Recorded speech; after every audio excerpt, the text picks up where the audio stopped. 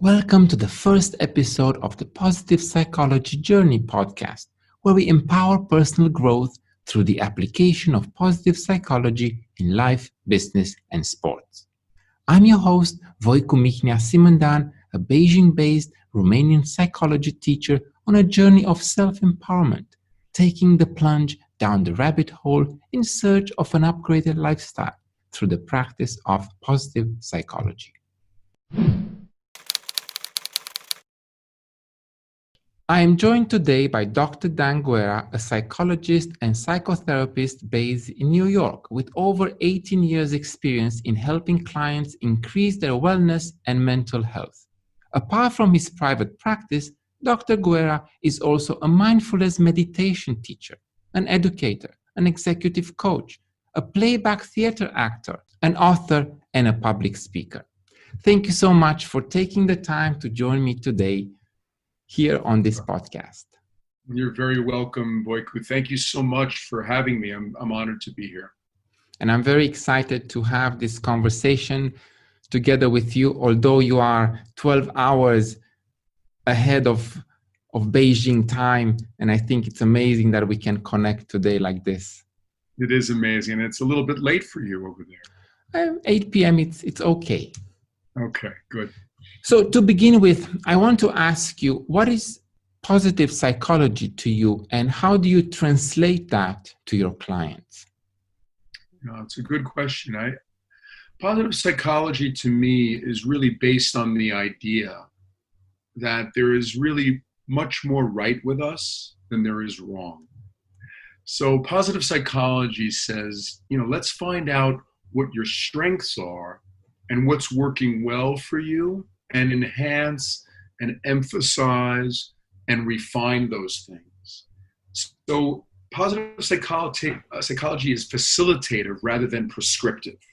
And based on those strengths, then we build on a psychology of wellness and helping the client reach their goals.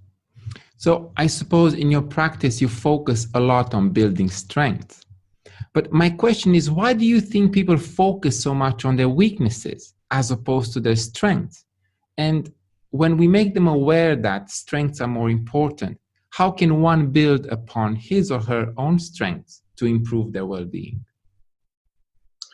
I think I'm of the belief, Voicu, that many of us are raised with a great deal of criticism, combined with living in a society, at least here in America, I'm sure there's other societies like this too, that just so values high achievement and pushing to be the best in everything. Now, of course, there's nothing wrong with trying to achieve and to do well, but it does begin to create a self that becomes a bit anesthetized or numb to tuning into the experience of joy and success and letting happiness and strengths be experienced. We're sort of on to the next thing right away. We're more concerned with the self-critical and self-blaming parts as a way for continuous improvement. So I think it's about balance. I'm not suggesting at all that we throw away high achievement or trying to drive hard to reach our goals, but we might incorporate in just a tuning in to successes and strengths, for instance. We can build on our strengths first, I think, by identifying and recognizing them in ourselves. We can learn to cultivate them and then leverage them for the situations that we're in. For example, it might take a while, I'm just thinking of an example, for you to know that you can sing. Right? You might have had someone tell you that you're really bad at singing, or maybe you were teased about your voice or something. So you begin to speak negatively about yourself for a long time, and you begin to develop kind of strong belief systems around that. Let's say by accident one day, you might unconsciously be singing in the shower or somebody overhears you and says, "Hey, you have a great voice," right? So you've got to take that seriously. And maybe the next step, maybe you're at a family party and you do a karaoke and you test it out and you develop your talent or your interest, right? Yeah, speaking of which, karaoke is such a big thing here in Asia, especially in East Asia. And Yes. not everyone who picks up the mic can sing, but they do sing. That's wonderful. And, not everybody is a singer, let's face it too. But I just use that as an example of just being able to sort of not feel fixed in what we know about ourselves, but instead feel curious to being, to changing. Because I think what happens in early adulthood is we think that we've arrived and this is who we are and that there's a straight path. But we're really a becoming. We're not a fixed entity. Yes, or we think that this is who we should be. Right. We're locked into the parameters of what we've been told by either society or maybe family members or friends. And we can expand that out. So, you can relate this example with the singing to sports, thinking that you're not athletic or not skilled in a certain area. And then you have a different experience, or you have a different example. You start to learn that you're maybe skilled in this area. You can foster that strength or anything. When you know your strengths and you learn how to cultivate and build on it, I think your mood will improve. And you can develop a sense of agency, a type of self-mastery in the world. You also mentioned the self. I think you also deal in your practice with issues of self-esteem. And this is such an important concept to grasp, especially for teenagers and young adults. Yeah, I agree. Self-esteem, from my point of view, is really just starts with our relationship to self. And there is a self, and we have a relationship to that, whether we like it or not. We don't think about that maybe. And there's, I distinguish between self with a small s and one with a big S. The small s is our personality and our likes and our dislikes and our preferences and the things people have told us about our life. And that personality, it's important. It's our day-to-day personhood. And again, it gets back to how we speak and relate to that self. Oftentimes we're very harsh with that self. We speak negatively, we're demeaning, we could be name calling. And of course, this doesn't apply to everybody in the same degree, but when we're talking about issues of self-esteem, it doesn't take long to usually find kind of a negative or harsh relationship with self. And we speak to that self as if it's someone we don't like. So the root of self-esteem, good self-esteem, is really self-love and self-care. And I think also today with the access to social media, our self-esteem is somehow degraded by comparing ourselves with others. 100%. Yeah. If comparison didn't exist before the onslaught of social media, which it did, it now really is on high because it only takes the click of a image or just scrolling across to say, wow, I'm not doing that. I'm not traveling to that great place in the world, or I don't look like him or her, or I don't have those kinds of clothes, and it's so debilitating. We really have to create a healthy boundary in those areas to really understand that what we're seeing is in so many ways really a facade, that there's a wellspring of joy and strength and positivity that exists in each and every one of us. But we have to be willing to go there. And I really like what you said about loving yourself. Yes. It's so powerful. Self-love is important. It's not really taught. We're taught to do unto others, as you'd like to be done to you. And all of that's very important. Again, I never want to throw that out. But, it really starts with, if there is no me, and no relationship to me, what am I to you? Exactly. If I'm not filled up, if I'm not caring enough for myself, what is it that I'm giving you? It's that old idea about, not so old, it's still present, but on when we get back on airplanes, that when they're doing the safety talk, right, the oxygen masks come down, and if we think about it, if there's a mother and a child, who does the oxygen mask go on first? The answer usually is the child, of course, but not at all. Yeah. No, the oxygen mask has to go on the mother or father first, so that she can have healthy breath to then care for the child. And this is a metaphor for how we should be living with ourselves. True, true. Speaking of these times, we are living in such uncertain times, and being able to deal with your life, with yourself, with everyday stress is so crucial. And I know you did so much work, and you're still doing so much work with stress management. Can you tell us a few things of how can people adapt to today's situation from a stress point of view? Sure. Stress management, I think, is really mind and body and brain management. And so stress is prevalent, clearly. I mean, we don't have to look far at all globally at this time to know that stress is here. But even pre-COVID-19, we're dealing with stress levels. And it's a daily part of our lives.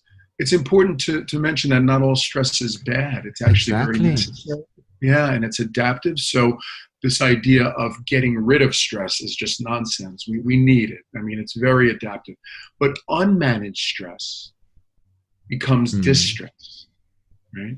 And it's the source of so many problems, including things, medical problems like heart disease, chronic pain, some autoimmune disorders, headaches. And it can also create tensions in the mind when it's unchecked, anxiety, panic, an impaired sense of self, depression. So learning to balance out our stress response, that has a healthy correlate in the brain. It prevents that little almond-shaped structure in the midbrain called the amygdala from hijacking our experience of joy and well-being. And you'd be surprised that sometimes when we're overwhelmed with stress, we feel like there's no path back. But it might just take one small breath or one small change in our thought pattern, or just shutting the computer and lying on our backs for a few moments, and we can re-access that sense of well-being. This, to me, is extremely exciting. That means it's right at our fingertips. It's right literally under our nose, the breath. Yeah. And I like it how you transition from stress to well-being. It's like, right. It's very important also to have a mindset that you're not stuck with this stressful situation, that you can transition to a better life. Absolutely. We have more control than we think. And another thing worth mentioning about stress is that stress comes from the outside. There's no doubt. Tons of paperwork from your boss, cold weather, that's stressful, traffic, demands that are placed on us from the outside, illness, right? But stress also comes from the inside. So what we want to focus on is managing the things that are in our control. I cannot control traffic. I might be able to control when I leave in the morning, to offset traffic. But while I'm in traffic, that's there. But I can control my response to what's happening. Do I go into the usual mode, tensing my shoulders, starting to curse, the traffic gods, all of these things? Or do I just take an opportunity to take deep breaths, to change my thinking about it, to look at the sky? I mean, it sounds a little corny, but to the brain and body, it's exactly what we need. True. So important. And I think I consider you as an expert on this topic, because you even wrote a book, From Stress to Centered, a practical guide to a healthier and happier you, which you co-authored with Dana Gionta. So yes. Can you give us some tips on how we can tackle stress? Sure can. And just thank you for your kind words about expertise. I wanted to share my view on that is that while I have had a lot of experience in this area, my knowledge and understanding really is co-learned and co-created through my work with people. So I feel very humbled and honored to be learning from the people that I'm working with, and also reflecting on just my own experience. I mean, psychologists and healers are going through the same things that our clients and patients often are doing, and that's worth mentioning, just so we keep that in mind. Totally. And maybe that's even more powerful, right? Yes, because what's the best? What's a greater teacher than our own experience, right? Our self-experience. But I thank you, for bringing the book in, and we have. Sure. So can you give us 3 tips, actionable tips that we can, tomorrow morning when I look at the sky and I see there's pollution, and okay, I'm going to remember my interview with Dr. Guerra. Please. Gotcha. So one major tip is to start with simply knowing that you have inside the ability to affect and control part of your internal experience, which may feel like it's on autopilot to you. So just bringing your sensibility and your awareness to knowing, hey, I have some control over this. That itself is a stress management tip, okay? The 3 areas that we look to in order to manage stress is body, breath, and mind.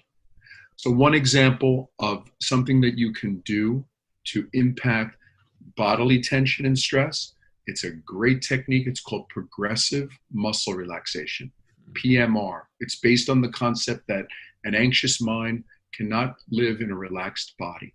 If you want to practice progressive muscle relaxation, you can go on YouTube. There's tons of practices. On my YouTube channel, it's there in audio file, and also on Insight Timer, a wonderful free app. There's plenty of progressive muscle relaxation practices, and I'm published on there as well. So if you like or dislike the sound of my voice, you can go in either direction. Sure. Second, for the breath, is ratio breathing. Ratio breathing is just breathing to a certain count, where we, for instance, inhale to a count of 4, hold for a count of 2, exhale to a count of 7 and 8. This expands the exhaled breath, which moves us out of fight or flight into rest and digest mode. It's well researched, and it's a very easy practice you can do anywhere. Again, you can find that on Insight Timer, on YouTube, anywhere. Thought stopping for the mind. So something actionable is to just notice what your favorite top 3 to 5 negative thoughts are. Oh, I'm never going to finish this. Oh, life is terrible. Oh, I feel so overwhelmed. It's never going to change. And just say to yourself, stop. Not now. And if you want extra credit, you replace that thought with something more realistic, neutral to slightly positive. Oh, I love that. Is it really true that everything in my life is out of control? No, not really. Only some things are out of control. Exactly. Many things are in my control. That's an example. So I also think that all these 3 tips that you have just shared with us have to be applied, but there's also a mindset. And I think having a growth mindset, to be open to the idea that, yes, I can change. Yes, I am in control, is very important. What do you think? Can growth mindset help people who find themselves in a rut? Yes, I think growth mindset, and also I like to, if I can add to that mindset, just a mindset that gives ourself, back to the self, a little grace, a little space. Again, not to remove ourselves from hard driving self-achievement, but one of the ways that we foster good outcomes is to give ourselves a little room for error, a little room for not getting everything perfect. I have to be very careful in teaching this. And by the way, I'm type A+++. If I was unchecked, I'd be driving myself to the end of life. So I practice what I preach in this area. So for instance, I would much rather folks practice a little bit regularly over the course of their day and to do 2 hours of intense stress management work when they're feeling like things are falling apart. And so, yes, a growth mindset, and a mindset that includes that there can be usefulness and joy in giving ourselves a little bit of room and actually reaching the same outcome. Right. I think it's very important to understand that we are not always on this amazing race, right? And that we can actually slow down and Look left and right. And as you said, I like that. Give yourself some grace. That's just amazing. We're Yeah. always like achieve, do, more. When we operate on a constant mode of doing, like you're suggesting, it's the classic way to miss life. It's the classic way to wake up 10 years from now and go, where did the time go? I don't believe that time goes fast. Time goes exactly as it goes. But our experience of time can slow down when we, as you said, look left and right, stop and smell the roses. Not all the time, but in moments. And this, what we're talking about today, are these moments. True, so true. In your practice, you also deal with grief, and you will also address emotional suffering. Like, these are such heavy subjects. How do you approach these issues? Yeah, there's so much of this right now, Voiku, I can't even begin to tell you what's happening. I'm sure around the world, but particularly in New York, where I'm living. Yes. Everything from first responders to my clients who are not first responders. When you're dealing with grief and emotional suffering, really the hallmark of this is cultivating an atmosphere of being with the other person. You cannot rush grief, move it along. You can only observe, again, create an atmosphere of care and empathy, and sort of walk alongside them, to be with them. Not everybody grieves in the same way. Unlike what we sometimes think in popular psychology, there's these stages that we move through. Elizabeth Kubler-Ross was awesome in her stages, but she even was very clear to say that they're non-linear. One cycles back and forth depending on who we are personally. With that said, there's a time to help people move out of the stage of grief when they're ready, or emotional suffering, to actionable steps. But when they're in it, when it's just present, the best mode is empathy. Being with, not sympathy. Yes, empathy. Such an important word, and I think we kind of forget that. Empathy is such an important, I almost want to say, like a skill. It's absolutely a skill, yeah, a hallmark of emotional intelligence. Right. You also have a very unique way of promoting wellness by combining Western and Eastern approaches. Can you give us more details? Sure. I mean, this is a real favorite topic of mine. So even before I entered higher education for psychology, I had a real interest and passion for Eastern philosophy and mind-body practices. I think this came out of my joy and passion for world travel. When I was around 20, I began to travel the world. I had an experience of studying across the pond in England there, and just got to travel. And I saw that different cultures had different approaches to wellness and mental health. And, I got out of that mindset as Western science is the answer to everything. It's great and it's amazing. But again, there are some native cultures and some old wisdom that's entrenched in these different approaches, and I just was fascinated by this. So at that same time, yoga and meditation were re-entering the psyches of America and of Americans after lying dormant, with the 60s and 70s and that movement.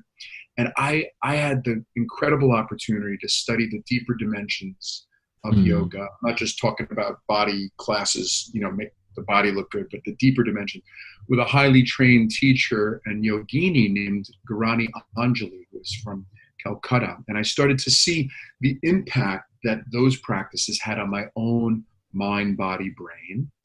And I wanted to integrate this with my training in psychology and share it with others.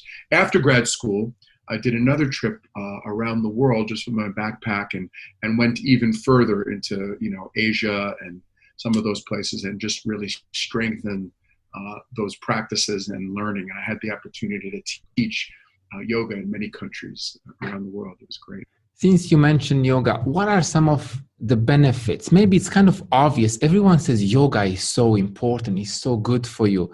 But I'm not sure people actually know what the benefits of yoga are beyond that, like, okay, you look good and you're flexible. Yes, exactly. I'm going to just announce I have a real bias in this area because, especially in the West, we've taken a very, very old, ancient, sacred, deep practice, and no offense to anybody out there, but we've made it, just one more thing that we do for fitness. Yes. And again, yes. It's not untrue. It's fitness. It helps the body, but it's a side effect. It's a positive side effect. The real yoga, in my opinion, where it all began, is hatha yoga. And there'll be people who disagree with me, so you can expect that. But hatha yoga, in my opinion, is really less about focusing on sculpting the body or seeing if you could twist yourself a little bit more into a pretzel or really, get that hard yoga position. In my opinion, this is not where we learned yoga. It's really more about learning to harness the mind. All of the body positions in yoga, asanas we call them, were developed to quiet the mind, right? And you quiet the mind through relaxing and strengthening the body. And so that's the positive side effect. So hatha yoga is technically comprised of 6 limbs, but the deeper dimension of yoga have really 8 limbs. And if I may, I'll describe them briefly. Sure, You have yamas, which are abstentions. These are practices that we engage in, that we withhold from because they're helpful, like non-stealing or non-aggression. And niyamas, which are observances, cleaning the body and practicing self-care as examples. Those are two limbs. These line up a little bit with other faith-based ideas like commandments, let's say, or the ways we practice in humanity. The next limb is pratyahara, which is withdrawal of the senses. And withdrawing the senses is important because the senses are out there 24/7, touching, feeling, tasting, seeing, hearing. And that's wonderful, but there's a time to reel those in and be more reflective. 4th limb, asana. That's the body pose. 5th is dharana, or concentration. Most people, when they're going, or many people, I should say, when they're going to meditate, what they're really starting to practice in the beginning is concentration, trying to have one-pointed awareness and focus on one thing at one time. Then there's dhyana, which is meditation. And finally, samadhi, loosely translated into enlightenment. It's an amazing practice. And as you mentioned, do you just sit down and, okay, I'm going to do 2 hours of yoga? Or do you live through moments? So should I put aside a 2-hour practice every day, or should I spread it around the day? Yeah, it's a great question. I can say quite honestly, in all transparency, when I was in a younger mind and body in my 20s, and I had that sort of drive that was exactly. Untamed. Yeah, I was doing 2 or 3 hours of yoga a day, and I was traveling, and I was in the learning mode. It fit my personality and the way that I take on things. If anybody that knows me, I bring my full self to something, and then I can kind of ease off once I learn it. Everybody's different. You might have somebody in a younger mind and body who's a little bit kinder and has more grace with oneself and will take it in bits and chunks. And also everybody has different life circumstances. So my recommendation is that there's formal yoga or formal meditation, and there's informal yoga and informal meditation. I believe that in the beginning, when we're learning something new, we need a little bit of formal training. So you got to sit your butt on a cushion to practice meditation, and time yourself and learn from teachers. Same thing with yoga. Have a teacher. It's much better when we can to be in person with an experienced teacher to learn the deeper aspects of yoga and even asana and body postures. Then after a while, you start to integrate and learn the informal approaches of meditation and yoga. I do practice both formal and informal. Informal meditation example of that would be to keep attentive to your breath and to your own emotions while you're in a conflictual situation with that person. Practicing yoga on the subway or while commuting to work. It takes place by noticing your tension in your body and releasing it with your breath. Or when I was riding the subway, I mean, people are hesitant to do that these days, but when I'm on the train, I might notice how are my feet? You know, am I standing with a straight body posture, or am I slumped, or am I holding on to tension? So I think there's lots of room to practice and feel good about that. That is just great advice. So you are also an advocate of mindfulness-based approach to wellness. It seems that people these days are becoming more and more aware of the benefits of mindfulness. In your opinion, what is the importance of mindfulness these days? Mindfulness-based approaches are very powerful. And I think the reason for that is because it involves many of the concepts and things that we've been talking about up until now. It's an age-old practice dating back through the millennia. And I had the good fortune of, when I was kind of coming up in graduate school, that there was a lot of good published research in this area, driven a lot by Center for Mindfulness at the University of Massachusetts with John Kabat-Zinn, who was an American microbiologist, but he was also a practicing Buddhist. So he had that Eastern wisdom and training in meditation, but wanted to find a way to make it very accessible to regular folks like you and I. So mindfulness and mindfulness-based approaches are really about learning how to cultivate and harness one's attention. And we're in a world and in a time period more than ever where attention and focus is very scattered. It's everywhere, all over the place. And you don't have to have a diagnosis of attention deficit disorder or hyperactivity and these kinds of things to relate to the idea that we've become somehow a culture that's trying to do many things at once, and we're doing all of those things at 40% effectiveness. And the art of focusing on one thing at one time, in this case particularly our own inner experience, it's been lost. And when we return to that, we recognize that there are a ton of benefits, including being able to manage stress responses, increase our concentration and focus, have better outcomes in relationships, improve our physical and mental health, have better outcomes in business, benefit from greater leadership. It really involves emotional intelligence, those aspects of emotional intelligence that involve self-awareness. What is it that's going on inside of me in my thinking and feeling? And then self-regulation, being able to modulate, and for me to be in the driver's seat, not in the passenger seat, of those thinking, those thoughts and feelings. And then also being aware enough to know socially what's happening around me, so that I can sense what's happening in you and respond appropriately. So that I can be aware of, is this person trying to harm me or help me or somewhere in between? How much of it is you? How much of it is me or us? Those kinds of skills all helped and cultivated with mindfulness. And I think these days mindfulness is more available to everyone. There are so many apps one can use. There's a plethora of information. So if I were to start today mindfulness practice? Where can I start?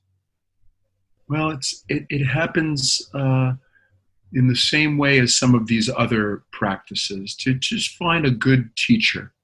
And there's plenty of them out there. There may be some that are not so good. So using your mind to discern what is and what isn't.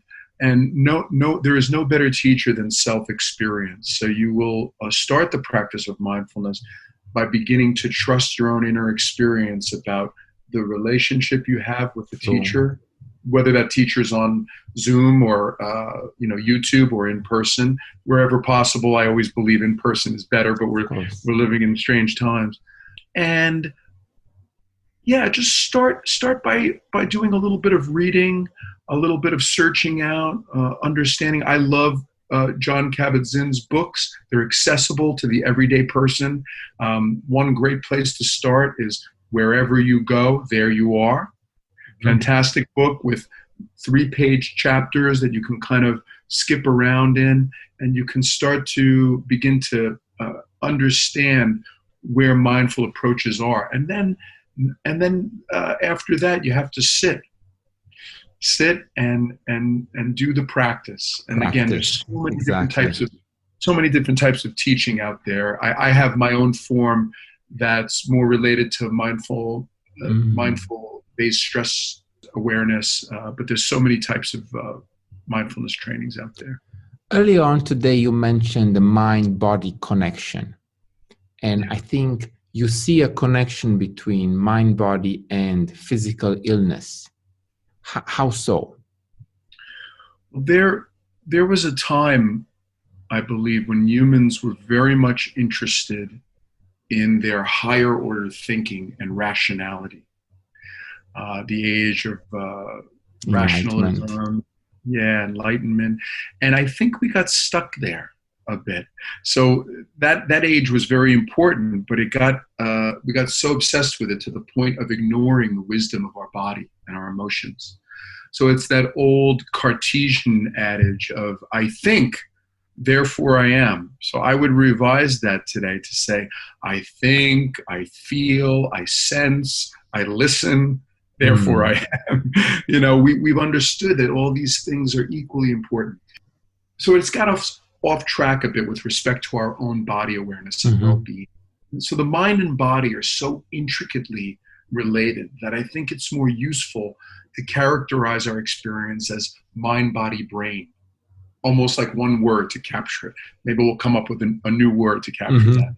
So one impacts the other so greatly. Here's some examples. Heart attack patients do so much better in the ER when the emergency medical team puts a hand on their shoulder and reassures them. The use of guided imagery can offset the negative experiences of chemotherapy, for instance, in cancer patients, and also make use of the brain's power to boost one's own immune system just through noticing and awareness. Another example is an unconscious tensing of muscles in the chronic pain patient and the anxiety of living with a condition like chronic pain. Will it ever go away? Is my life always going to be debilitated? All of that contributes to the pain itself. It might not have caused the pain, but it amplifies it. Yes, and increases inflammation in the body, that tension. Why does inflammation get increased? Many, many reasons. Diet, the pain itself, but also through our autonomic nervous system. When you're chronically stressed and you're activating the sympathetic branch of the autonomic nervous system, fight or flight, on and on and on, you have certain neurotransmitters and hormones being secreted like cortisol and adrenaline. And in short term, these are so adaptive and important, but over the long term, they work against us. They inflame the body. One example that you might find interesting too is one of my first patients when I was a very young graduate student had chronic headaches for years and years, couldn't get rid of them. Even went to the point of thinking about surgery. There was medicines. She was on all kinds of medicines.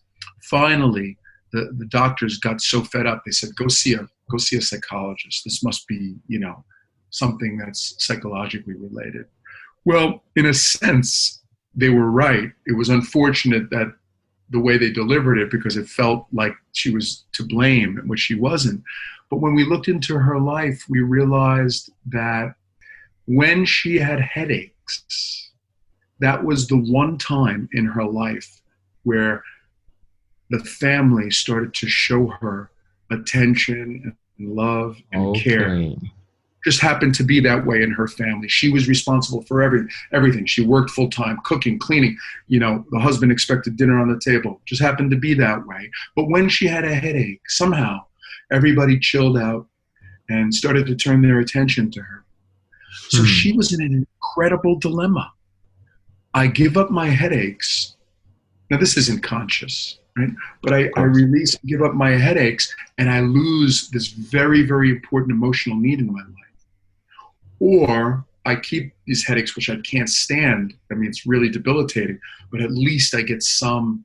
So we had to work with her assertiveness and asking for emotional needs and changing the structure of the family. So I give that example only to say it's a very complex system that we have. And that secondary gain from physical problems relates to why the mind and body are so intricately related.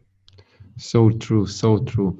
Let's switch a bit gears here, but actually I don't think we're switching gears. You also have an interest in theater and how theater can be used as a cathartic experience. First of all, where is the passion coming from for theater? And again, how do you actually implement this in your practice? I thank you for asking about this. It's such a joy. I don't always get to talk about it. This might be a little bit unique to my personal path, although it is out there to be discovered if other people want to figure out the correlates between psychology and theater. So the way it's happened for me is that ever since I was a young boy, I've always had a passion and interest in the dramatic arts. I think I suppressed it in service of doing something serious with my life and being more scientific and headed toward that path. For whatever reason, I had that in my head that I want to stay away from that, even though between you and me, I had a real love and passion for that. So that was dormant for a while until I got into late university and grad school, where I started to audition for theater, and I was getting parts, and I really loved it. And I started to see some overlap between psychology and theater. Number one, I mean, character development and personalities are rife and rich inside theater, right? And plots and those sorts of things. We just need to look to Shakespeare as one example to see, how many psychology moments we have there. But what happened over time is I started to become aware of things like drama therapy from J.J. Moreno. I didn't really do a deep study in that, but it was in my awareness.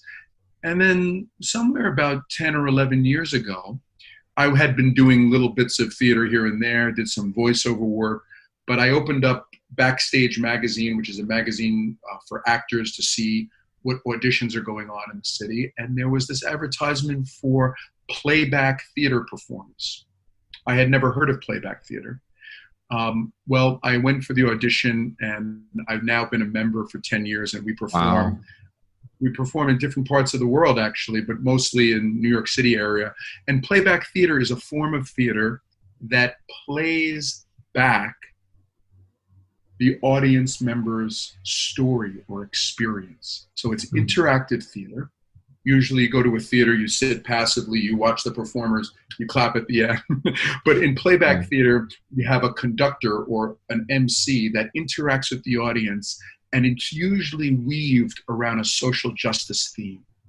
That social justice theme could be around mental health awareness, could be racism, could be violence against women or LGBT communities, any of those things. And we cultivate stories in the audience, and the actors will play those stories back through improvisation.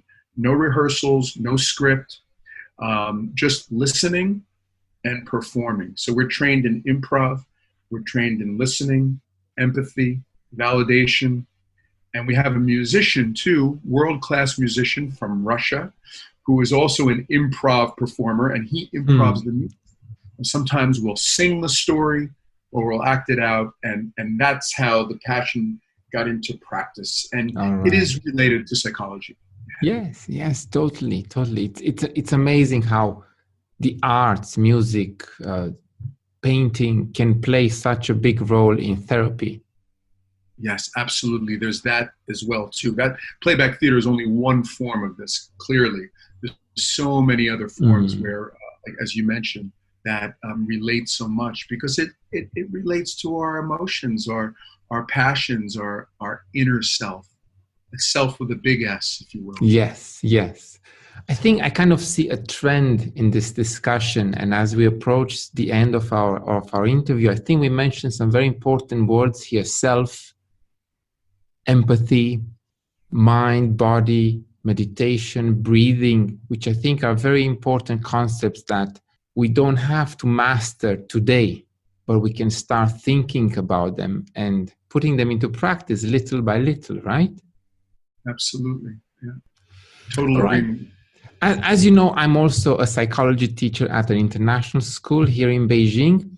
So Yes, I want to show this video to my students. What advice do you have for young people thinking into going in psychology, and how can psychology help them in their future careers? Not necessarily as a psychology teacher or as a psychologist. Yes. We could do a whole talk on this, but I'll suffice it to say that I want to start by just saying that psychology is so broad. It's so broad. This will create anxiety for some people because we want to know a specific path, but for others, it will create possibility. I recommend it create possibility for those that are interested. So much you can do. Research, you can help people, hopefully like I am with mental illness. There's writing, there's teaching.